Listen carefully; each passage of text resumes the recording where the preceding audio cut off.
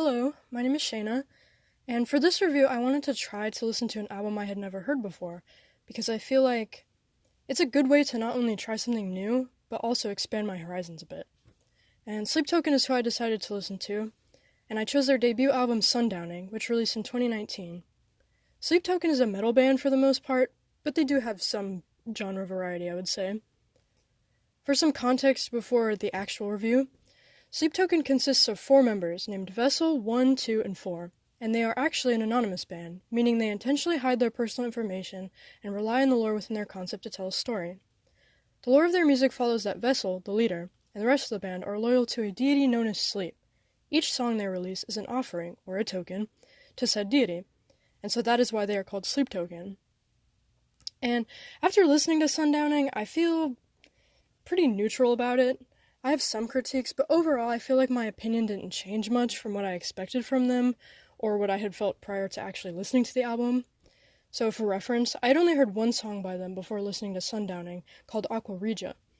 I really liked it, which is part of why I wanted to maybe find some more like it by listening to a full album.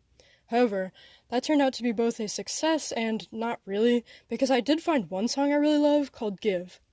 Since hearing it the first time, I have been practically obsessed with it.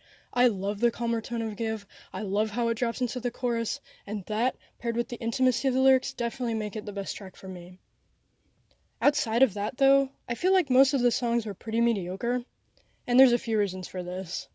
Number 1 is that they are often too long. For example, the longest track, called The Offering, is almost 6 minutes long, and I feel like most of it is just instrumental pauses, which gets boring pretty fast, and it also messes with the flow of the song.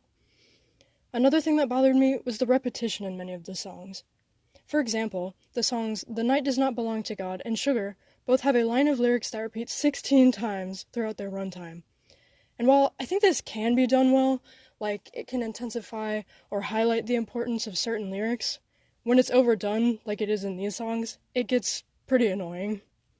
And lastly, I noticed a commonality where there would be changes throughout many of the songs, so it would sound like one thing, and then suddenly switch to something else, which also meant that there would be some parts I found very catchy that end up getting smothered by the rest of the song sounding totally different, which was disappointing.